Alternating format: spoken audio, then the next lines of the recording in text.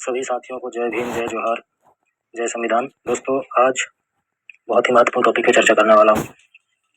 आज हम डॉक्टर भीमराव अम्बेडकर जी के 134वें जन्मदिन या जयंती मनाने जा रहे हैं। तो हम सभी युवा साथियों को इनके बारे में जानना बहुत जरूरी है।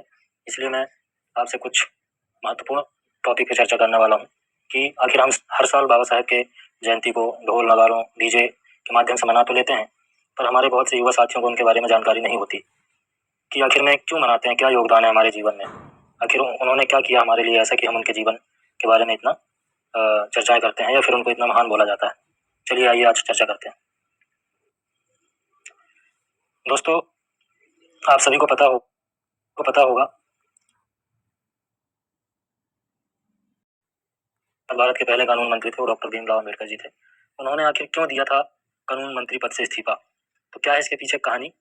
हर साल 14 अप्रैल को डॉक्टर भीमराव अम्बेडकर की जयंती मनाई जाती है। इस दिन उनके सभी योगदानों के लिए उन्हें श्रद्धांजलि दी जाती है।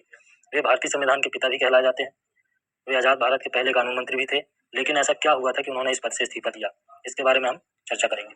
इससे पहले आपको जानकारी दे दूं कि बाबा साहेब का जन्म 14 अप्रैल 1891 को हुआ था, जो इंदौर के पास महू गांव है, या महू जगह का नाम है, वहां पे इनका जन्म हुआ था और वो आजाद भारत के पहले कानून मंत्री बने थे। भारतीय संविधान के पिता कहलाने वाले father of Indian constitution doctor Bhimrao Ambedkar का जन्म 14 अप्रैल 1891 को हुआ था। इसलिए हर साल हम 14 अप्रैल को अम्बेडकर जयंती या भीम जयंती के रूप में मनाते हैं। डॉक्टर अम्बेडकर को बाबा साहेब के नाम से भी जानते हैं, आप सभी को पता होगा। उनकी जयंती के दिन उनके योगदान के लिए उन्हें श्रद्धांजलि दी जाती है। उनके विचारों से सीख लेने की कोशिश की जाती है और हम सभी को सीख लेने की जरूरत भी है। इसी खास मौके पर हम आपको उनके जीवन से जुड़े एक बेहद दिलचस्प किस्से के बारे में बताने वाले हैं। आप सभी को पता होगा, महिलाओं को ज्यादातर पता नहीं रहता कि महिलाओं को बाबा साहेब ने क्या अधिकार दिए। महिलाओं के हक के लिए ही उन्होंने कानून मंत्री के पद से इस्तीफा दिया था। तो अंग्रेजों की गुलामी की बेड़ी तोड़कर जब भारत लगभग 200 सालों बाद आजाद हुआ, लेकिन देश को सुचारू ढंग से चलाने के लिए कानून की जरूरत थी, एक संविधान की जरूरत थी। इस तरह डॉक्टर अम्बेडकर की अध्यक्षता में भारतीय संविधान का गठन किया गया और बाबा साहेब आजाद भारत के पहले कानून मंत्री बने। आप सभी को पता है दोस्तों, कई बार हमने चर्चा की है कि भारतीय संविधान को रचने में, बनाने में, लिखने में लगभग 2 वर्ष 11 महीने और 18 दिन का समय लगा था। इतना आसान नहीं था। उस समय इंटरनेट वगैरह भी नहीं था कि अपन इंटरनेट से जानकारी निकालकर पूरे देश की एक एक जाति, धर्म और किस वर्ग के लोगों की स्थिति क्या है, किन लोगों की किस चीज की जरूरत है, महिलाओं की स्थिति क्या है, भौगोलिक, राजनीतिक, सांस्कृतिक, धार्मिक, सारी चीजों का अध्ययन किया गया दोस्तों बारीकी से, और संविधान में विभिन्न आर्टिकल के माध्यम से उनको अधिकार दिलाए गए। समानता में रखते थे विश्वास। आप सभी को पता है कि समानता का मतलब होता है कि हम सभी एक बराबर हैं, कोई ऊंच नीच नहीं है। क्योंकि बाबा साहेब का जन्म एक दलित परिवार में हुआ था, जिसकी वजह से उनका जीवन काफी संघर्षों से भरा हुआ था। उनके जीवन में के इन्हीं संघर्षों ने उनके विचारों को आकार दिया। डॉक्टर अम्बेडकर समानता में यकीन रखते थे। वे जाति के आडंबर को नहीं मानते थे और चाहते थे कि समाज में सभी को एक बराबरी का अधिकार मिले। व्यक्ति को उसकी योग्यता के आधार पर मौके मिलना चाहिए, ना कि उनका जन्म किस परिवार में हुआ है ना, इस आधार पर।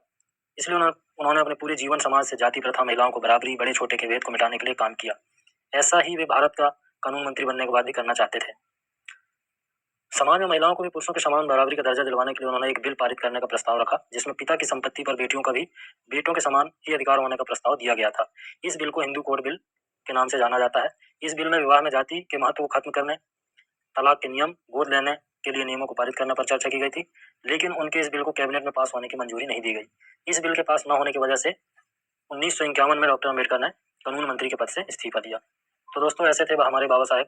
यदि वो महिलाओं के हक या जरूरतमंदों के हक के लिए अगर काम नहीं हो रहा है, तो वो उस पद को ठुकरा दिए थे। तो इनसे हमको सीख लेने की जरूरत है। आप सभी को पता है, हमको वोट देने का अधिकार, शिक्षा का अधिकार, समानता का अधिकार, बहुत सारे काम उन्होंने किया जो हम कभी नहीं चुका सकते। और बस एक ही उन्होंने हमको सीख दी थी कि मेरा जो मिशन है, लोगों को शिक्षा देने का, उनके हक अधिकार दिलाने का, उनको समानता का अधिकार दिलाने का, तो उनका जो मिशन है, उस मिशन को कभी रुकने नहीं देना है। हमेशा हम सभी के सहयोग से इस मिशन को आगे बढ़ाना है। और मेरे सभी युवा साथियों, बहनों, भाइयों, सभी से निवेदन है, शिक्षित बनिए, संगठित करिए, संगठित रहिए और अपने जीवन में संघर्ष करिए। सभी को सफलता जरूर मिलेगी। एक दूसरों को आगे बढ़ने में मदद कीजिए। जय भीम, जय संविधान।